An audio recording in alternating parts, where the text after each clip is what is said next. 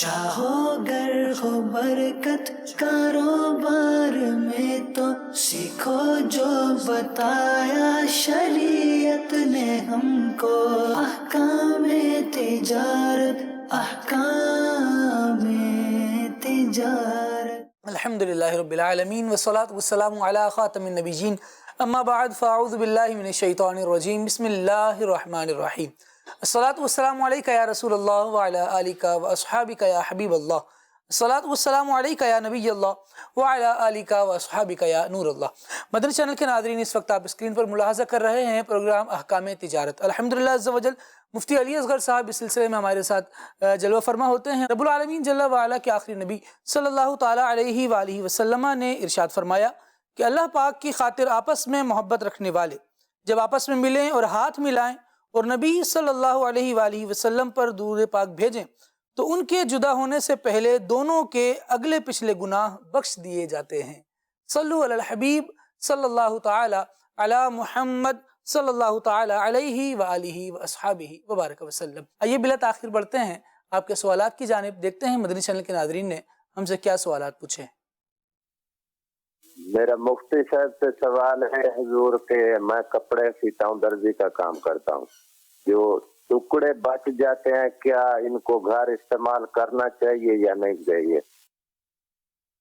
الحمدللہ رب العالمین والصلاة والسلام علی سید الانبیاء والمرسلین، اما بعد فاعوذ باللہ من الشیطان الرجیم، بسم اللہ الرحمن الرحیم۔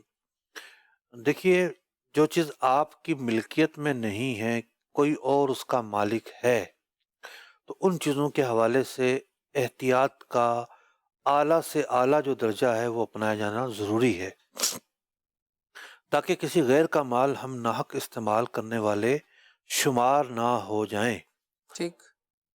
اب معاملہ یہ ہے کہ کچھ پیسز ایسے ہوتے ہیں درزی کے پاس جو بڑے بڑے ہوتے ہیں، اور گاہک کو اگر پتہ ہو کہ اتنے بڑے بڑے پیس بچے ہیں تو وہ چھوڑنے پر راضی نہ ہو، تو ایسے جو پیس ہیں وہ تو واپس کیے جائیں گے، کیونکہ اس کی رضامندی کے بغیر تو استعمال نہیں کر سکتے نا۔ جب پتہ ہے کہ اس کو، وہ ایک حدیث پاک ہے، الاسم ما حاک فی نفسک، گناہ وہ ہے جو تیرے دل میں دھڑکے، ٹھیک ہے نا، پتہ چل گیا تو کیا ہوگا، صحیح۔ لوگ کیا کہیں گے۔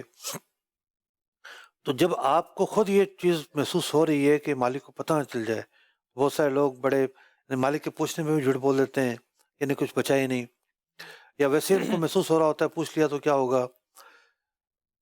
جب بندہ عادی ہو جائے تو پھر تو کیا احساسات، سب کچھ ہی مر جاتا ہے، ضمیر مر گیا تو سب کچھ مر گیا۔ اللہ۔ اب معاملہ یہ ہے کہ اگر ایسے ہیں تو پھر واپس کرنے ہوں گے، اور آپ سمجھتے ہیں قطرن ہے صرف جو کوئی بھی نہیں مانگتا، اور پھر اس کا یہ ہے کہ چھوڑ دیتے ہیں لوگ، تو اس میں واپس کرنا ضروری نہیں ہے۔ ٹھیک ہے جی، ماشاءاللہ۔ مزید کال دیجیے۔ محمد سلیم رضا اتاری، احمد پور شرکیہ، بہاولپور سے عرض کر رہا ہوں۔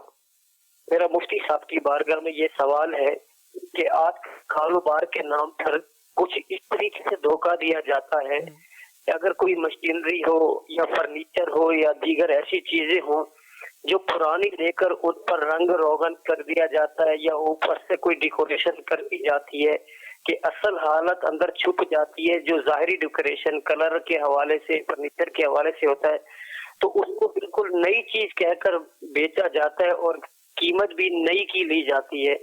تو کیا اس طریقے سے کرنا جائز ہے یا ناجائز ہے؟ تو اس معاملے میں بھی کچھ مدنی پور ارشاد فرما دیجیے۔ پرانی چیز رنگ روغن کر کے نئی کر کے بیچنا، دیکھیے ڈپینڈ کرتا ہے ہر آئٹم پر الگ الگ۔ صحیح۔ مثال کے طور پر کسی کو لوہے کا دروازہ بنا کے دینا ہے، ٹھیک ہے، اب لوہے میں کیا پرانا کیا نیا، صحیح۔ لوہے میں مثال کے طور پر ایک تو یہ نا بھی چادر پتلی ہو گئی ہے، زنگ چڑھ گیا ہے، یہ تو عیوب ہیں، ٹھیک ہے۔ لیکن ہر لوہا ایسا ہو کہ جس کو یہ کہا جائے کہ یہ چونکہ نیا نہیں ہے اس لیے یہ خراب ہے، صحیح۔ ایسا ہر جگہ نہیں ہوگا۔ اچھا، اسی طریقے سے بعض اوقات لکڑی میں بھی ایسا نہیں ہوتا۔ لکڑی میں جو صوفے بنتے ہیں اس کے اندر جو اسٹرکچر بھرا جاتا ہے تو پرانا مال یوز ہوتا ہے۔ کراچی میں تو پوری بہت بڑی منڈی ہے بلدیہ میں، ہوں، جہاں یہ کنٹینر سے پائلٹ اترتے ہیں، کنٹینر پہ جو اسٹینڈ ہوتا ہے سامان اس پر رکھ کر آتا ہے اس کو پائلٹ کہتے ہیں، ٹھیک، اس سے پھٹیاں اکھاڑی جاتی ہیں۔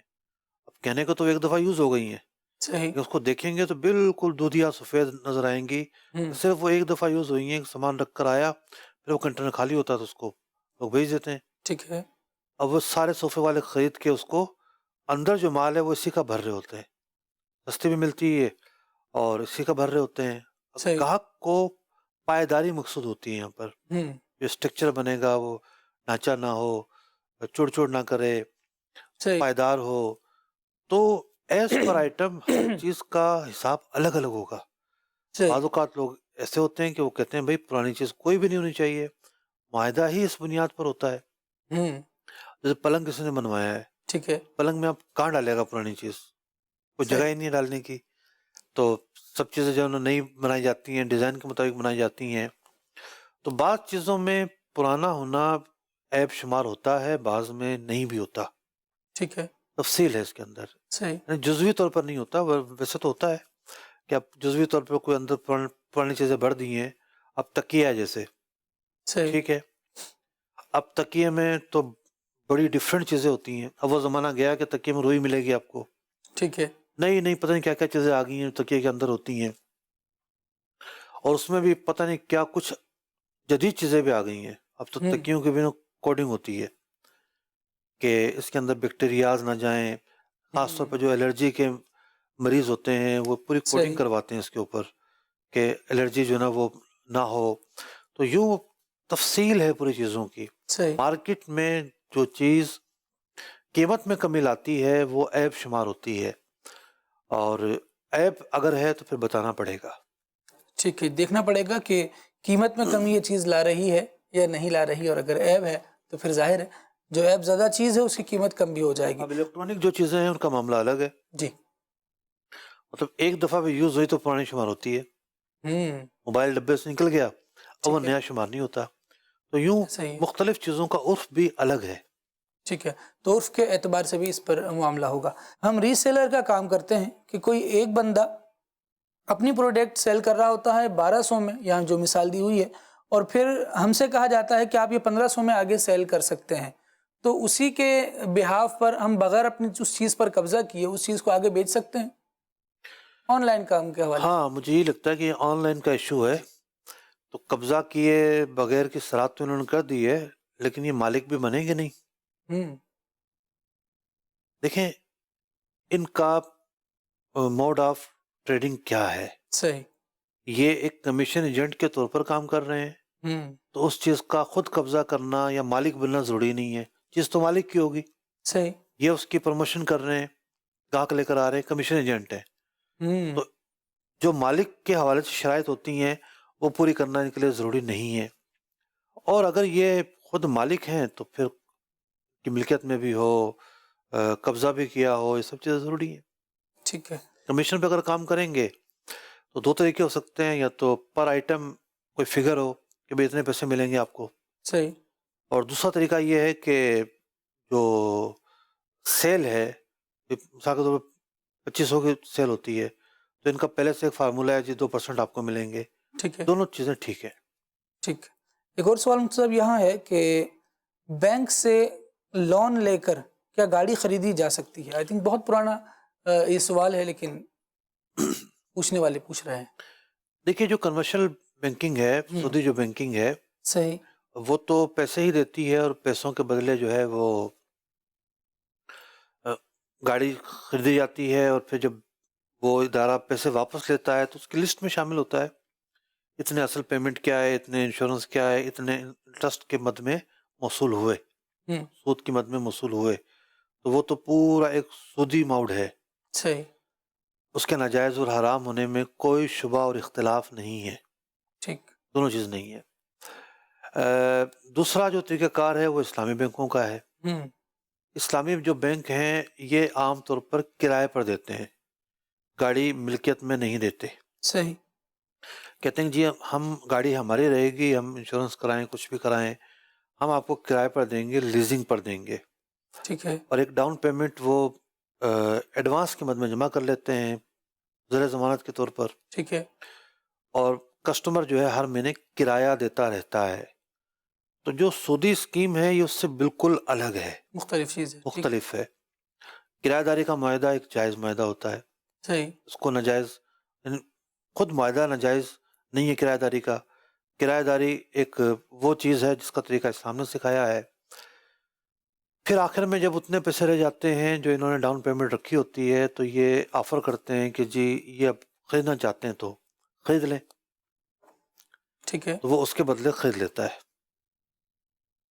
یہ تو ایک پروڈکٹ ہے. اب اس کا حکم کیا ہے میں عرض کرتا ہوں. صحیح، اب ایک مرتبہ یہ ہوا کہ ایک صاحب نے گاڑی لی، ہوں، قسط نہیں دے سکا، بینک والوں نے گاڑی اٹھا لی.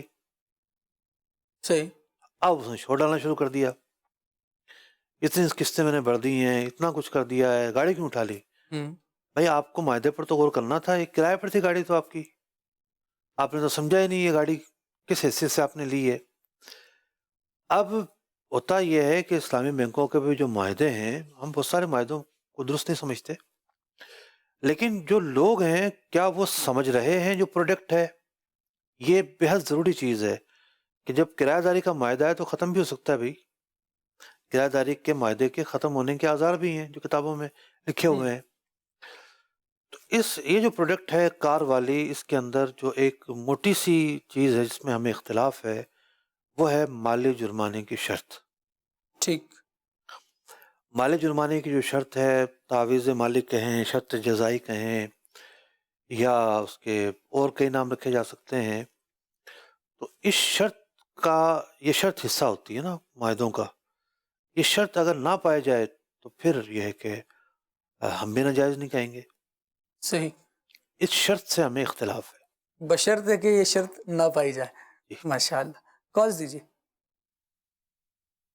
میرا مفتی صاحب کی بارگاہ میں یہ سوال ہے 900 روپے کے حوالے سے کہ ایک ٹیم ورک کرنا، ٹیم بنانی ہے، تو جو بھی شخص ایک دوسرے شخص کو کمپنی کے ساتھ منسلک کرے گا تو اسے 900 روپے ملیں گے. تو آپ نے بتایا تھا کہ اس کا کوئی مقصد ہونا چاہیے، تو مقصد کے حوالے سے پھر بات ہوئی تو انہوں نے کہا کہ اس کا مقصد ہے کرنسی کی ویلیو کو بڑھانا. مثال کے طور پر ایک تھیریم کرنسی ہے، ایک بائنانس کرنسی ہے جیسے ڈالر ہو گیا، اسی طرح ڈیوزڈ کرنسی ہے. تو یہ کرنسی کی ویلیو کو بڑھانا ان کا مقصد ہے. تو اس حوالے سے یہ اس کمپنی کے ساتھ لوگوں کو جوڑ رہے ہیں. تو کیا فرماتے ہیں اس کمپنی کے ساتھ منسلک ہونا صحیح ہے؟ تفصیل بتائی ہے، اس سے تو اور بربادی اور خرابی زیادہ بڑھ گئی اس سے. ٹھیک ہے، ویلیو بڑھانا مقصود ہے، کیا مطلب ہے بھائی؟ آپ بندہ ملا دیں کمپنی کو، آپ کو 900 روپے دے دیں گے. کمپنی اس بندے کا کیا کرے گی؟ سوال تو یہ تھا. صحیح، 900 روپے کیوں دے رہی ہے؟ خیر اس طرح کی کمپنی جائز ہو بہت مشکل ہے، آپ اس کمپنی سے دور رہیں. اور جو انہوں نے نام لیے ہیں کرپٹو کرنسیوں کے نام ہے، میرا خیال تو یہی ہے کہ ان کے نام ہے کہ 6-7 ہزار یہ کرنسیاں ہو چکی ہیں کرپٹو کرنسی. یار کرنسی تو یہ ہے بھی نہیں، ایک ڈیجیٹل کوڈ ہوتا ہے. ٹھیک ہے، صحیح، اسی کو یہ لوگ کرنسی کہہ رہے ہوتے ہیں. تو یہ جو انہوں نے نام لیے شاید اسی کے نام ہے. ٹھیک ہے. اب ڈیجیٹل جو کرنسی ہے، ہوتا یہ ہے کہ جب ایک بڑی سوسائٹی آتی ہے نا، ہاؤسنگ سوسائٹی، کوئی بڑا مشہور بلڈر لے کر آتا ہے، ہاؤسنگ سوسائٹیاں ظاہر بات ہے شہر کے نواحی علاقوں میں بنتی ہیں، نئے علاقوں میں بنتی ہیں، پرانے علاقوں میں تو پیسے گھر بنے ہوتے ہیں. ٹھیک ہے، تو کوئی جب بڑی چیز آتی ہے تو پھر جو ارد گرد کے گاؤں دیہات گوٹ ہوتے ہیں ان کی ویلیو بھی بڑھ جاتی ہے، اور کئی گنا بڑھ جاتی ہے، کیونکہ روڈ بن جاتے ہیں، راستے بن جاتے ہیں، لوگوں کی آمد و رفت شروع ہو جاتی ہے، تو ان کو بھی پھر فائدہ پہنچتا ہے. کرپٹو کرنسی کے نام پر یعنی 2-3 کرنسیاں تو بڑی مشہور ہیں، جیسے بٹ کوائن ہو گئی اور اس طرح کی 1-2 کرنسیاں ہو گئی بڑی مشہور ہیں. تو کرپٹو جو کرنسیاں ہیں ان کے نام پر فراڈ جو ہے وہ روزانہ بڑھتے جا رہے ہیں. 1 کوائن کے نام سے کرنسی تھی جی، 1 کوائن کے نام سے کرنسی لانچ ہوئی، کسی نے کہا کہ جی کرپٹو کرنسی ہے، کرپٹو کرنسی ہے. پتہ چلا کئی ارب کا فراڈ ہو کے وہ غائب، وہ کرپٹو ہی نہیں تھی.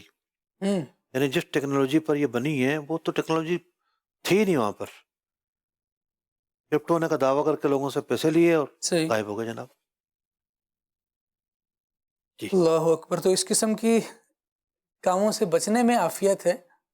بعد میں اگر افسوس کر رہے ہوں تو پھر صرف افسوس سے چیزیں واپس یہ میں نے لسٹ نہیں آ کھولی ہے. جی.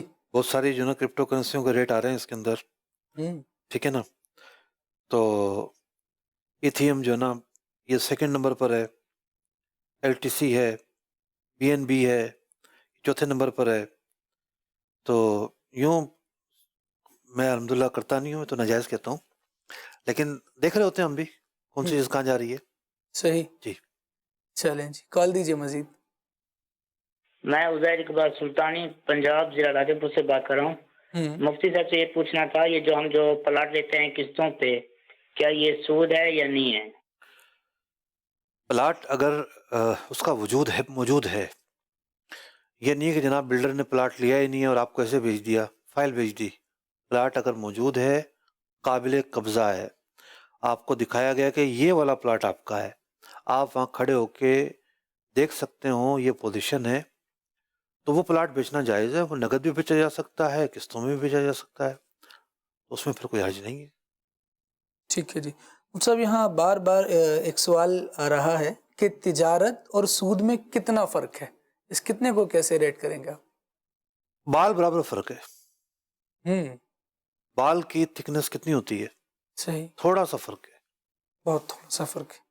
مزید اس پر اس اگر لیے زیادہ احتیاط کی حاجت ہے. جیسے میں مثال دیتا ہوں, یعنی اصل فرق ہے طریقہ کار کا. ایک آدمی کو کسی سے 1,00,000 روپے لینے ہیں, وہ کہتا ہے کہ بھئی مجھے 10,000 روپے نفع چاہیے, 6 مہینے بعد آپ دو گے, میں 1,10,000 لوں گا. یہ خالصتاً سود ہے. ٹھیک ہے. اب دوسرا آدمی اس کو ملتا ہے, وہ کہتا ہے کہ بھئی تمہیں کیا چاہیے؟ اس نے کہا کہ وہ میں مکان بنا رہا ہوں, مجھے سریا لینا ہے. ٹھیک ہے, بعد میں مہنگا ہو جائے گا, میں ابھی لینا چاہ رہا ہوں. وہ کہتا ہے کہ اچھا ٹھیک ہے, 1,00,000 روپے کا ملے گا. ایسا ہے کہ سریا میں خرید لیتا ہوں جا کے, اور تمہیں 1,10,000 میں بیچ دیتا ہوں. وہ سریا خرید کے قبضہ کرتا ہے اور 1,10,000 کا اسے بیچ دیتا ہے. صحیح. یہ تجارت ہے. ٹھیک ہے. وَأَحَلَّ اللَّهُ الْبَيْعَ وَحَرَّمَ الرِّبَا, اللہ تعالیٰ نے خرید و فروخت کو حلال قرار دیا ہے اور سود کو حرام قرار دیا ہے. نفع دونوں سے ملتا ہے, لیکن فرق ہے تو طریقہ کار کا فرق ہے. جی. ٹھیک ہے جی. مزید کال دیجیے. مفتی صاحب کی بارگاہ میں عرض ہے کہ ریئل اسٹیٹ میں جو اونر ہوتا ہے, جس کی اسٹیٹ ہوتی ہے, وہ کسی بروکر کو رکھتا ہے, وہ 50-50 پہ ہوتا ہے. جو ڈیل ہوتی ہے اس پہ 50-50 ہوگا. کبھی ایسا ہوتا ہے کہ بروکر زیادہ محنت کرتا ہے, مطلب کمیشن ملنے میں بھی دیر ہوتی ہے, اور وہ جا کے بڑی مشکل سے کمیشن حاصل کرتا ہے, تو محنت زیادہ لگتی ہے. تو وہ اگر دعویٰ کرے کہ میری اس ڈیل میں محنت زیادہ لگی ہے, اس لیے مجھے یہاں اس میں سے زیادہ حصہ ملنا چاہیے, تو ایسا دعویٰ کرنا اس کا درست ہے؟ اور اس طرح کا تقاضا کرنا, اور اگر اونر نہیں دیتا تو کیا وہ گناہ گار ہوگا؟ اس حوالے سے رہنمائی فرمائیں. شرکت اعمال کی صورت ہے یہ, یعنی دو افراد مل کے کوئی کام کرتے ہیں, پیسہ ویسا خرچ نہیں ہوتا ایسی شرکتوں میں. ٹھیک. صرف اپنی محنت پر یہ انکم لے کر آئیں گے, ارننگ جو ہوگی محنت کے بدلے میں ہوگی. تو جو معاہدہ ہوا ہے اس کو تو فالو کرنا پڑے گا نا. آپ دیکھیں, یعنی مثال کے طور پر ایک بندہ بیٹھا ہوا ہے, کاریگر, بائک میکینک, صحیح. اس کے بعد بائک جاتی ہے, وہ آپ کو بتاتا ہے کہ اس میں یہ چیز خراب ہے اور میں 5,000 روپے لوں گا. آپ مان جاتے ہیں, ٹھیک ہے. اب وہ کسی اور بائک میکینک سے 2,000 میں صحیح کروا دیتا ہے, 3,000 روپے جیب میں رکھ لیتا ہے. تو اس نے آگے کسی سے کام کروایا, تو وہ یہ تو نہیں کر سکتا کہ بھئی محنت تو میں نے کی ہے, تم 3,000 کیوں رکھ رہے ہو. ٹھیک ہے. تو ان دونوں کا ایک معاہدہ ہوا ہے کہ ہم دونوں نے کام کرنا ہے, اور اس معاہدے میں یہ بات شامل ہے کہ کام زیادہ ایک بندہ کرے گا, دوسرا کم کرے گا. ٹھیک ہے. تو اس طرح کے کاموں میں اپ ڈاؤن تو ہوتا ہے, محنت کا اپ ڈاؤن رہتا ہے. جب آپ نے معاہدہ کیا ہوا ہے تو اس معاہدے کی پاسداری کرنا آپ پر ضروری ہے. اگلے معاہدے کے لیے آپ رینیو کر لیں اپنا معاہدہ. اگر آپ اپنا کمیشن بڑھانا چاہتے ہیں تو پھر اس سے معاہدہ اسی کے اعتبار سے کریں آپ, کہ بھئی میں 70% لیا کروں گا, آپ 30% لوگے. وہ مان جاتا تو ٹھیک, یا تو آپ چھوڑ دیں, نہ کریں. اگر کنٹینیو کرنا چاہتے ہیں پرانے ایگریمنٹ کو تو بھی ٹھیک ہے. جی. ٹھیک ہے جی. مزید کال دیجیے. مفتی صاحب سے میرا یہ سوال ہے کہ جو چیزیں دکاندار سے خریدی جاتی ہیں، اگر کوئی چیز ناپسند ہو، گھر میں آ کر پتہ چلے، گھر والے کہیں کہ یہ تو پسند نہیں ہے، تو دکاندار کے پاس واپس کرنے جائیں تو کون کون سی چیزیں وہ واپس کرنے کا مجاز ہے، اس کو ضرور واپس کر دینی چاہیے؟ اس حوالے سے ہماری رہنمائی فرما۔ دیکھیے، بات پسند ناپسند کی نہیں ہوتی، دو چیزیں شریعت نے رکھی ہیں۔ ایک کا نام ہے خیار رویت، آپ نے چیز دیکھی ہی نہ ہو اور جب پہلی دفعہ آپ نے دیکھی تو آپ واپس کرنے کا اختیار رکھتے ہیں، لیکن خیار رویت کے معاملے میں آج کل ہمارا عرف بالکل ہی الگ ہے۔ دوسرا آپشن یہ ہوتا ہے کہ ایک چیز آپ نے کہا ہاں ٹھیک ہے، جب آپ گھر گئے پتہ چلا اس میں تو کوئی خرابی ہے، تو خرابی کی بنیاد پر چیز واپس کر سکتے ہیں، کیونکہ معاہدے کھیل نہیں ہوتے۔ جب آپ نے چیز خرید لی ہے تو اب عیب نکلا تو ٹھیک، ورنہ واپس آپ نہیں کر سکتے۔ یہ دو چیزیں میں نے بیان کی۔ اب ایک تیسری چیز بھی ہے، اس کا نام ہے خیار شرط۔ اس میں معاہدہ یوں ہوتا ہے، یعنی ایک صحابی رضی اللہ تعالیٰ عنہ انہیں دھوکہ لگ جایا کرتا تھا، حضرت حکیم بن حزام رضی اللہ عنہ کا واقعہ ہے غالباً، تو انہیں سودا کرنے میں جو نا اتنی جانچ نہیں تھی، صحیح، تو بعد میں پتہ چلتا تھا کہ جی تو نقصان ہوا ہے۔ پیارے آقا علیہ السلام نے پھر انہیں یہ طریقہ بیان کیا ان کے لیے، اور پھر سب کے لیے عام ہو گیا صحیح، کہ جب کسی سے سودا کرو تو 3 دن کی مہلت مانگ لو، کہ مجھے ڈیسیجن کرنے کے لیے 3 دن کا اختیار ہے، میں یہ چیز واپس بھی کر سکتا ہوں۔ اب وہ استعمال نہیں کرے گا جا کر، اب وہ لے جائے گا جس کو دکھانا ہے، وزیر خزانہ کو یا وزیر داخلہ کو یا جس کو بھی دکھانا ہے، ٹھیک ہے، ہوم منسٹری کو، اس کو دکھا کے، گھر والوں کو دکھا کے، دوست احباب سے بات کر کے، اگر تو یہ طے کر لیا ہے کہ یہ ہم اس بنیاد پہ خرید رہے ہیں، پھر تو کوئی وجہ نہ بھی پائی جائے تب بھی واپس کر سکتے ہیں۔ اس طرح کا پھر سودا اختیار کیا جائے۔ ٹھیک ہے، لیکن یہ نہیں ہے کہ دکاندار سے تو ایک عام ڈیل کے طور پر لے کر آئے، بعد میں پسند نہیں آیا تو پہنچ گئے واپس۔ ہاں، ریکویسٹ والی بات ہوتی ہے کہ صحیح، ریکویسٹ آپ کر سکتے ہیں کہ بھی یہ ذرا بات نہیں من رہی، دکاندار مان جائے تو ٹھیک ہے، لیکن اصرار ضد یہ نہیں کر سکتے، آپ کا رائٹ نہیں ہے۔ اور اگر پہلے ہی اجازت لے کر گئے ہیں اور اس شرط پر ہی معاہدہ ہوا ہے یا تجارت ہوئی ہے، بعض اوقات دکاندار خود آفر کر رہا ہوتا ہے، جی، آپ لے جاؤ واپس لے آئیے گا، نہ پسند ہو تو خود آفر کر رہا ہوتا ہے۔ صحیح، ٹھیک ہے جی، مزید کال دیجیے۔ میرا یہ سوال تھا مفتی صاحب سے کہ جو کمیشن پہ بندہ کام کرتا ہے کیا وہ ٹھیک ہے؟ کمیشن ایجنٹ کی حیثیت سے کام کرتا ہے، کمیشن پر کام کرتا ہے، کیا حکم ہے؟ دیکھیے، جن چیزوں کا خریدنا اور بیچنا جائز ہے ان کی خریداری کروانا بھی جائز ہے، صحیح، ان کی لوڈنگ بھی جائز ہے۔ ٹھیک ہے، کمیشن ایجنٹ اصل میں 2 پارٹیوں کو ملوا رہا ہوتا ہے، وہ چیزیں کہ جس میں جن کا بیچنا خریدنا جائز ہے تو 2 پارٹیوں کو ملوانے کے لیے بھاگ دوڑ کرنا، کوشش مساعی کرنا، یہ بھی جائز ہے۔ اور یہ سمجھیے کہ جو کمیشن پر اجرت کا کام ہے یہ عہد صحابہ سے بھی پہلے کا چلا آ رہا ہے، خود صحابہ اکرام علیہم رضوان سے اس انداز پر جو کام کرنا ہے وہ ثابت ہے، اس میں کوئی حرج نہیں ہے، شرائط پوری کرنی چاہیے۔ ان چیزوں میں کمیشن ہو جس کا عرف ہے، مقدار وہ ہو جس کا عرف ہے، یہ سب چیزیں سامنے رکھنا ضروری ہے۔ ٹھیک ہے جی، مزید کال دیجیے۔ شاہ نواز اور شریف، میں اپنی زمین بینک کو کرائے پر دی ہوئی ہے، اکثر لوگ کہتے ہیں کہ آپ نے یہ اڈا سود کا بنوا دیا ہے، کیا یہ بینک والی زمین کرائے پر مجھے دینا جائز ہے کہ نہیں؟ دیکھیں، سب سے بہتر تو یہ ہے کہ آپ نہ دیں، اور لوگ بھی جو کہہ رہے ہیں وہ چیزیں بھی دور ہوں گی۔ بینک میں غلط کام ہوتے ہیں، اس میں تو شبہ نہیں ہے، لیکن ہم یہ دیکھتے ہیں کہ کوئی بھی پراپرٹی جب دی جاتی ہے تو پراپرٹی کرائے پر دی جاتی ہے، پراپرٹی کے اندر کیا ہوگا یہ جو بندہ آئے گا اس کا خود ذمہ دار ہوتا ہے۔ صحیح، یہی وجہ ہے کہ کوئی غیر مسلم گھر لینے آتا ہے کرائے پر کہ بھئی مجھے کرائے پر گھر چاہیے، اب اگر وہ ہندو ہے تو بت لا کے رکھے گا، اگر وہ نصرانی ہیں تو سلیب لازمی گھر میں ہوگی. اب وہ اپنے مذہب کے مطابق جو بھی اس کو کرنا ہے وہ عبادت بھی کرے گا. اب ہمارے نزدیک تو شرک کر رہا ہے. سود جو ہے وہ شرک سے تو چھوٹا گناہ ہے. لیکن علماء نے کبھی بھی یہ نہیں کہا کہ غیر مسلم کو گھر کرائے پہ دینا جائز نہیں ہے، کیونکہ آپ نے ایک ریزیڈنسی جو ہے نا وہ دی ہے کرائے پر. اب اس کے اندر وہ کیا کرے گا اس بات کا وہ خود ذمہ دار ہے. اللہ کے ہاں اس کی پکڑ ہوگی غلط کرے گا تو. اسی طریقے سے عمارت کو جو کرائے پر دینا ہے، عمارت کو کرائے پر دینے کا جو معاملہ ہے، امام اعظم ابو حنیفہ رضی اللہ تعالیٰ عنہ کے مذہب اور موقف کے مطابق جائز ہے. اگر اس کے اندر کوئی غلط کام کرتا ہے تو وہ اس کا خود ذمہ دار ہوگا. کرائے پر دینے والے پر اس کا بوجھ نہیں آئے گا، اور نہ ہی اس کی اجرت جو ہے وہ حرام ہوگی، کیونکہ اجرت مل رہی ہے اس پراپرٹی کی. ٹھیک ہے. وہ سودی معاہدوں میں براہ راست انوالو نہیں ہے.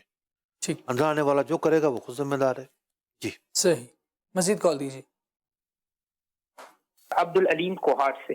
مفتی صاحب سے میرے دو سوال ہیں. ایک یہ ہے کہ ہم مال وغیرہ لیتے ہیں بڑے گوداموں میں نا رکھواتے ہیں، وہ گودام تیسری پارٹی کا ہوتا ہے. تو ایک تو یہ ہوتا ہے کہ اس میں وہ مال ہم لے لیتے ہیں تو وہ ہمارے نام کی پرچی بنا دیتے ہیں، اور رسک جو ہے وہ چینج ہو جاتا ہے، ہمارے نام پہ آ جاتا ہے نا. پھر اگر کوئی نقصان وغیرہ ہوتا ہے تو ہمارا ہوتا ہے. تو اس میں یہ ہوتا ہے کہ ایک صورت یہ ہوتی ہے بعض اوقات کہ مثال کے طور پہ 1000 کارٹن پڑے ہیں نا، تو 50 کارٹن اس کے ہی ہوتے ہیں، 50 کو بیچ دیتے ہیں اور وہ مکس ہی پڑے ہوتے ہیں.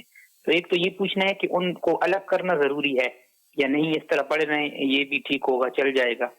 اور دوسرا یہ پوچھنا ہے کہ جب کوئی ایسی چیز ہوتی ہے کہ جو تول والی ہوتی ہے، تو جب ہم بیچ دیتے ہیں کسی پارٹی کو تو وہ تول جب ہوتی ہے تو تول کی جو پیمنٹ ہوتی ہے وہ باقاعدہ تو اس پیمنٹ جو ہے وہ جو بیچ رہا ہے وہ ادا کرے گا کہ جو خرید رہا ہے وہ ادا کرے گا؟ شرعی طور پر رہنمائی فرما دیں.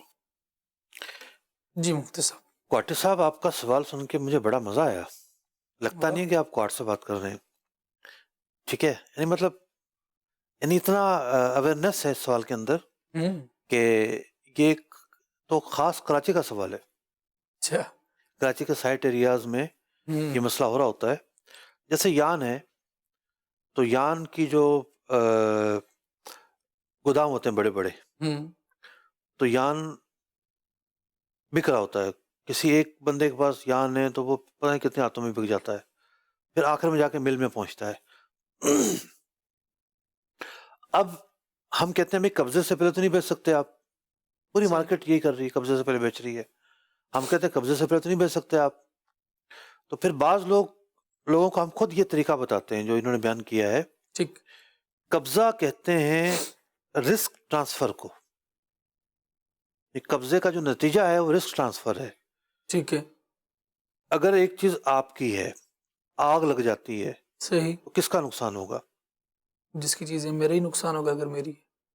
مثال کے طور پر کسی نے چاول کا ایک ٹرک خریدا، ٹھیک ہے، اور اس نے پنجاب سے پہنچ پر مال دیا ہے کہ میں پہنچا کر دوں گا. راستے میں اگر جل جاتا ہے تو بیچنے والے کا نقصان ہوگا، خریدار کا نہیں ہوگا، مال پہنچ پر ہے. جو رسک ہے وہ ٹرانسفر نہیں ہوا. صحیح. اسی وجہ سے ہم کہتے ہیں کہ بھائی یہ پہنچ پر ہے، اس کا قبضہ بھی نہیں دیا گیا، ڈیلیور نہیں ہوا مال ابھی. صحیح.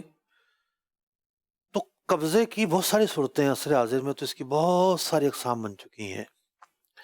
ایک اس کی صورت یہ بھی ہے کہ جس کے پاس پہلے سے مال موجود ہے وہ گودام کی پرچی چینج کروا دیتا ہے کہ بھئی کوئی فزیکل قبضہ میں آپ کو دوں، آپ ٹرک میں لوڈ کرو، یہ سب چیزیں ہوں. یہ تو کیونکہ مجھے مال اٹھانا ہی نہیں ہے. صحیح. اس گودام کا آج تک کرایہ میں دیتا تھا، اب آج کے بعد کرایہ آپ دو گے.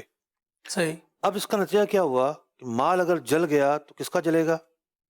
جس نے نیا لیا، جس کے نام پر جس کی پرچی چینج ہو گئی ہے اس کا جلے گا. ٹھیک ہے. تو اس صورت کے اندر رسک ٹرانسفر ہو جاتا ہے. ٹھیک. رسک ٹرانسفر ہونا قبضے کو ثابت کرتا ہے. تو اس حد تک تو یہ بات ٹھیک تھی اور یہ بات ان کے ذہن میں پہلے سے موجود ہے. جبھی انہوں نے اس سے بھی آگے کی بات پوچھی ہے جا کر.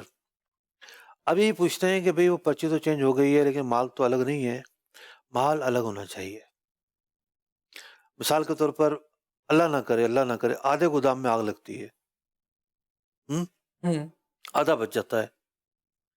کیسے پتہ چلے گا کس کا مال ہلاک ہوا ہے؟ ہوں تو بوروں پر نمبر ہوں، بوروں پر کوئی یا تو ایریا نوٹیفائی ہو کہ بھئی اس ایریا میں مال رکھا ہوا ہے، پہلے سے ہی یہ اہتمام کیا جائے۔ تو ایک مرتبہ آئے تھے ایک صاحب اسی بات کو لے کر کے، نہیں ہم الگ کر دیتے ہیں۔ میں نے کہا بھئی مجھے اطمینان نہیں ہے۔ پھر میں نے کسی کو بھیجا، تو وہ جب گودام میں دیکھ کر آئے تو انہوں نے کہا کہ نہیں یہاں تو معاملہ گڑبڑ ہے، مال پتہ ہی نہیں ہے کس کا کون سا مال ہے۔ ہوں تو ہم نے کہا نہیں بھی اس طریقے سے پرچی پر قبضہ نہیں ہوگا، اہتمام ہونا چاہیے اس کا، کوئی نہ کوئی تو صحیح، ایسا فرق کا طریقہ ہو، نمبر لگا دیے جائیں بوروں پر، الگ کر دیا جائے، جگہ الگ کر دی جائے۔ تو اس بات کا خیال رکھنا بہرحال ضروری ہے۔ یہ تو تھا ان کے ایک سوال کا جواب۔ جی تول کا سوال تھا کیا ان کا، بات، وہ کامن سوال ہے۔ واہ، دیکھیں خریداری کے وقت بعض ایکسپنس جو ہیں وہ ڈسکس کیے جاتے ہیں، نیگوسیشن ہوتی ہے اس کے اندر۔ جیسا کہ ابھی پہنچ پر جو مال ہے تو پہنچ والا ہی کرایہ دے رہا ہوتا ہے اس کا، صحیح، لیکن جو خود جا کے اٹھائے گا وہ اپنا گاڑی کا کرایہ خود دے گا۔ اسی طریقے سے مال کا تول ہوتا ہے، تول کس کے ذمے ہوگا؟ یہ ایک ایسا موضوع ہے کہ فریقین اس کو میوچول انڈرسٹینڈنگ سے طے کر سکتے ہیں، جو یہ طے کریں اسی پر آئے گا پھر۔ ٹھیک، جی مزید کال دیجیے۔ مجھے ایک مسئلہ پوچھنا تھا، جس طرح سے کال سینٹرز میں اور سافٹ ویئر ہاؤسز کے اندر ہوتا ہے کہ آپ یہاں پہ پاکستان سے ایک ٹیم ہائر ہوتی ہے جو کہ سیلز پرسن ہوتی ہے اور باہر کی کمپنی کے لیے پروڈکٹس بیچ رہی ہوتی ہے، ٹھیک ہے۔ اب باہر کی کمپنی سے مراد ہے جیسے کینیڈا، اب بندے کا نام ہے فیصل، اب وہ فیصل کی جگہ کالنگز وغیرہ میں اور کلائنٹ جو بھی ہوتا ہے اس کو اپنا نام فیڈرک بتاتا ہے، ٹھیک ہے، آئی ایم فیڈرک اس طرح کر کے بات کرتا ہے تاکہ اس گورے کو لگے کہ ہاں بھائی یہ جو کمپنی ہے وہ واقعی کینیڈا میں ہی ہے اور ان کی ٹیم وغیرہ بھی یہیں سے بیچ رہی ہے۔ حالانکہ کمپنی وہیں پر ہوتی ہے اسی ملک میں جو اپنی سروسز پرووائڈ کرتی ہے، لیکن اس کی سیلز ٹیم کیونکہ پاکستان، انڈیا اور بنگلہ دیش وغیرہ سے سستی پڑتی ہے تو اس وجہ سے وہ انہیں ہائر کرتے ہیں۔ تو کیا اس سچویشن کے اندر نام وغیرہ غلط بتانا یہ جھوٹ میں آتا ہے اور یہ اس سے کیا کمائی حلال رہے گی یا نہیں؟ یا اس طرح ہم اپنی ٹیم ہائر کرتے ہیں یہاں پر پاکستان میں لوکلی اور ان سے اس طرح سے نام چینج کروا کے کام کرواتے ہیں، تو کیا یہ چیز صحیح رہے گی؟ تو کائنڈلی اس پہ مجھے اصلاح فرمائیں۔ اپنا کیا کہتے ہیں مصر کو انگریزی میں؟ ایجپٹ، جی ٹھیک ہے، اور عربی میں جرمنی کو المانیہ کہتے ہیں۔ کہاں جرمنی، کہاں المانیہ، صحیح، ٹھیک ہے نا۔ ایجپٹ کہتے ہیں اس کو، مصر کو، اور عربی میں جرمنی کو المانیہ بولیں گے، المانیہ، ٹھیک ہے، یورپ کو عروبہ بولیں گے۔ تو بعض اوقات ایک لفظ کے جو ہے نا اور زبان میں تلفظ الگ ہو جاتا ہے۔ اب جیسے نبی علیہ السلام ہے، حضرت داؤد علیہ السلام، اب گورے جو ہے نا وہ ڈیوڈ بولتے ہیں، لفظ داؤد کو ڈیوڈ یا ڈیوڈ کیا تلفظ ہے اس کا، یہ بولتے ہیں۔ تو نک نیم رکھنا اس کی تو گنجائش ہوتی ہے۔ ایک آدمی کئی کے نام ہوتے ہیں، گڈو، پپو، اور جناب کوئی کیا کہہ رہا ہے، کوئی بچپن میں الگ نام ہے، جوانی میں الگ نام ہے، بہت سارے نام ہوتے ہیں، کلمی نام ہوتے ہیں لوگوں کے، صحیح، ٹھیک ہے نا۔ بڑے بڑے علماء جو نا وہ کلمی ناموں سے، یا بعض اوقات ایسا ہوتا ہے کہ تخلص کے نام سے مشہور ہوتے ہیں۔ تو نک نیم، تخلص یا عرفی نام رکھنا یہ کوئی دھوکہ نہیں ہے۔ دھوکے کے پیچھے ایک ضرر ہوتا ہے۔ صحیح، دھوکے کے اندر ایک کامن بات ہوتی ہے کہ آپ سامنے والے کو ضرر پہنچا رہے ہیں، نقصان پہنچا رہے ہیں، آپ پوشیدہ وار کر رہے ہیں۔ تو نک نیم رکھنے میں کوئی ضرر کا پہلو تو نہیں ہے، لیکن یہ بڑا ضروری ہے کہ جو نام غیر مسلموں کے ساتھ خاص ہیں وہ نام آپ نہیں رکھ سکتے، ٹھیک ہے۔ اب آپ نام وہ رکھ لیں کہ جو کسی شرکیہ معنی پر مشتمل ہے، یا جو غیر مسلموں کے ساتھ خاص ہے، وہ نام آپ نہیں رکھ سکتے۔ اب جب میں نے ڈیوڈ کا نام عرض کیا ہے تو ڈیوڈ کی جو مراد ہے سب کو پتہ ہے، داؤد مراد ہوتی ہے اس سے، ٹھیک ہے، یا اللہ تعالیٰ کے نبی کی نسبت سے نام رکھا جاتا ہے۔ اب ان کی بولی میں اس کا یہ تلفظ ہے۔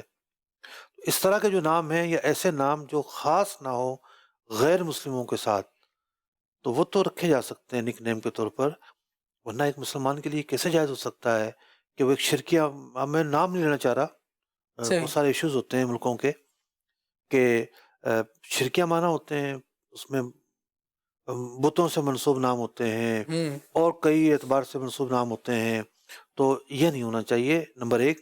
نمبر دو، کفار کے ساتھ خاص نام نہیں ہونے چاہیے کہ نام لیا جائے تو بندہ بولے یہ تو غیر مسلم ہوگا، ٹھیک، یہ نہیں ہونا چاہیے۔ صحیح۔ مزید کال دیجیے۔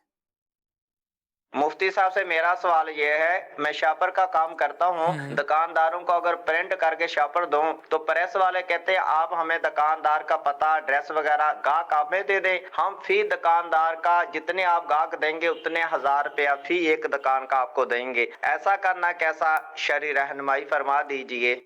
ایک ہی دفعہ دیں گے پھر وہ ڈائریکٹ ہو جائیں گے، کاروباری اصول کے خلاف ہے، اپنا گاہک حوالے نہ کریں ان کے، کیا بات ہے، جائز و ناجائز سے ہٹ کر میں عرض کر رہا ہوں، اپنا گاہک اپنے پاس رکھیں۔ اور پریس والا ایک تھوڑی ہے، کوئی 50 پریس والے مل جائیں گے آپ کو، آپ جو ہے نا وہ بارگننگ کریں اور اپنے ہاتھ میں کام رکھیں، ایک کاروباری وہ ہے، کیونکہ آپ کو اس کے بعد کام نہیں ملے گا۔ اچھا، دوسری بات یہ ہے کہ اگر یہ آپشن برقرار ہے تو ایک دفعہ آپ نے دکاندار ملوا دیا، ٹھیک ہے، صحیح، جب دکاندار بھی ملا کہ نہیں ملا یہ بھی ایک سوال ہے، ہو سکتا ہے دکاندار اس سے ڈائریکٹ ہی نہ ہو، پریس والے سے وہ اسی سے کام کروا رہا ہو، تو پریس والے کو آپ وہ جو 1000 روپیہ چھوڑنے کے لیے تیار ہے، مثال کے طور پر مال کی لاگت وہ مانگ رہا ہے 5000 روپے اور 1000 روپے چھوڑنے کے لیے تیار ہے، اس کا مطلب یہ ہوا 4000 روپے کا آپ کو مال بنا کر دے رہا ہے، تو 4000 روپے کا آپ سے سودا کر لیا کریں کہ مجھے مال بنا کے دو، میرے آرڈر پر بنا کر دو 4000 روپے کا، یہ میں تمہیں اجرت دوں گا، اس کی وہ اجرت ان کو دے دیں۔ ٹھیک ہے جی۔